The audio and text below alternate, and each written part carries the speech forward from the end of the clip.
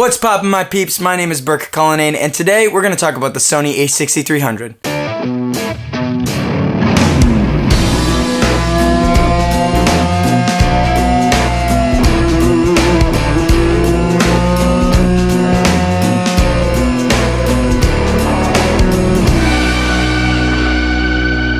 Just get my old notebook here. Woo! Oh yeah! I feel like it's been a while since I've done one of these little studio office videos. So if you guys are new to the channel, like I said, my name is Burke Cullinane. I'm a filmmaker and music video director based out of New England. On this channel, I do vlogs based around my journey through life as a creator, but I'll also do the occasional tutorial or review like this one. So I've been shooting strictly on the Sony a6300 for about 6 months now, and I figured that now would probably be a good time to do a review on this camera. Now, for those of you who know, I switched from the Canon 5D Mark III to the Sony a6300, and a lot of people ask me why I went from full frame to APS-C. Honestly, it was more about the features that this camera had for the price that it was at. Also, I do want to say that before I purchased this camera, I had used it on a few music video shoots. Now, the Sony a6300 is an APS-C sensor, which is a 1.6 crop from a full frame. Most compact cinema cameras are a super 35mm sensor, which is basically the same exact thing as an APS-C sensor, so that factor didn't really bother me. Now, this little camera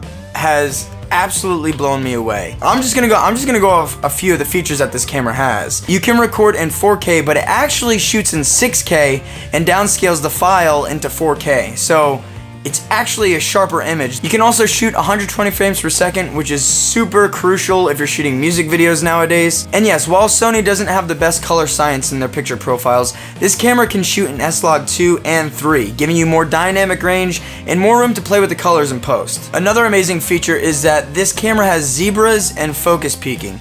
If you don't know what zebras are, this basically helps you with your exposure. When you're shooting and you start to get overexposed, you'll start to see these zebra looking lines. They're black and white and they jiggle around the screen and stuff like that. It just helps when you're shooting an S-Log because you can read the exposure meter and also have the zebras on. And then the focus peaking. Amazing feature. I'm gonna be completely honest, the LCD screen on this camera, it's not that great, so when you're using the focus peaking, it's nice to know that you have that extra tool. Now, while the LCD screen isn't that great, one feature that I really do love that I find myself using quite frequently is the electronic viewfinder.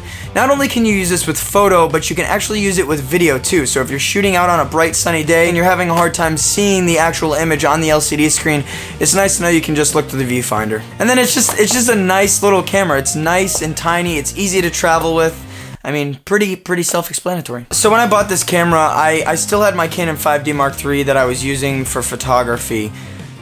But as I started shooting photos on the a6300, I was really surprised with the images that it gave off. When it takes photos, it really captures so much information in the highlights and shadows, so it gives you so much room to play with in post. I mean, you really can't beat it. Right now, brand new on B&H Photo, I think it's just under $900 with a kit lens. I mean, it's I don't even know what to say. Like, you can't even beat that price. Okay, so I've told you pretty much everything that I love about this camera, or at least I hope I did. Maybe I forgot something, I don't know. But there are some things that I don't really like about this camera.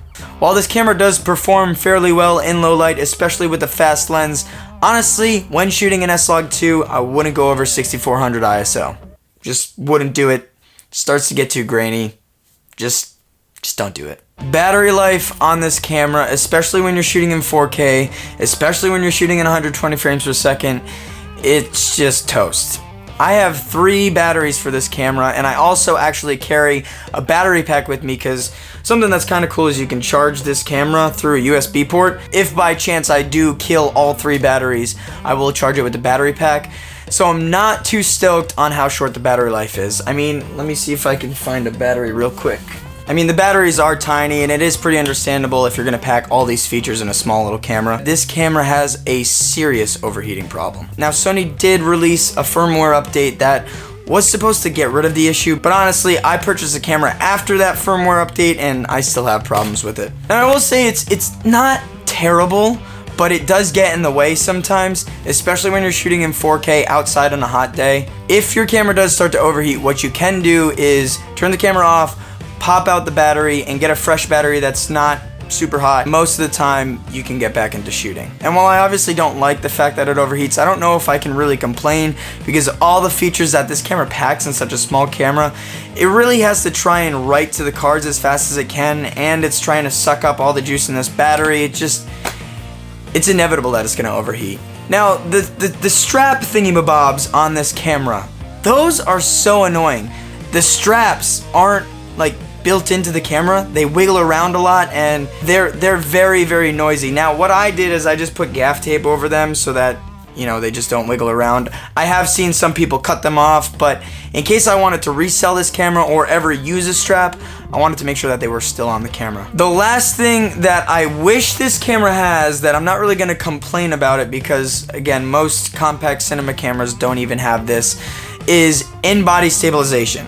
Now, the a6300 does have InBody Stabilization. I shot on it for a wedding recently, and honestly, I kind of wish that I purchased that camera instead of this one. But when I'm shooting stuff for clients, I'm always on a stabilizer, whether it be a shoulder rig or a Steadicam or a tripod, whatever it may be. So I really don't run into any issues in that part. Now, this camera isn't weather sealed by any means, but I've honestly put this camera to the test. I've shot in the rain, I've shot in the pouring rain, I've shot in a snowstorm, I've hung this camera out of my car driving through the mud.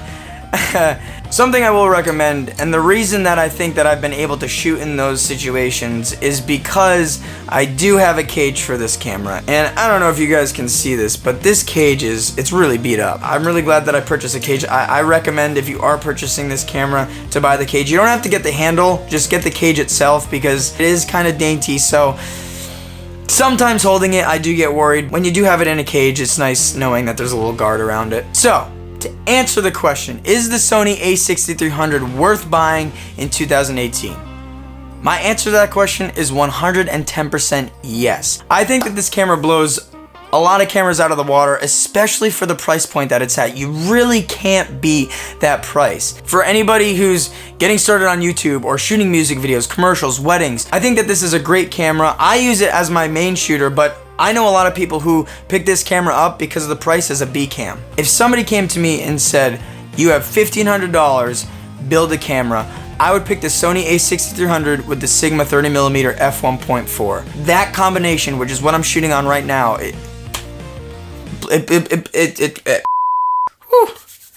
it's good. It's really good. So I will leave some links for a music video and a wedding that I recently shot on this camera. But I think I'm gonna wrap this video up. Thank you so much for watching. I really appreciate it from the bottom of my heart. As always, hit that like button, leave a comment down below, subscribe if you aren't already, ring that bell, and we'll see you soon. Peace!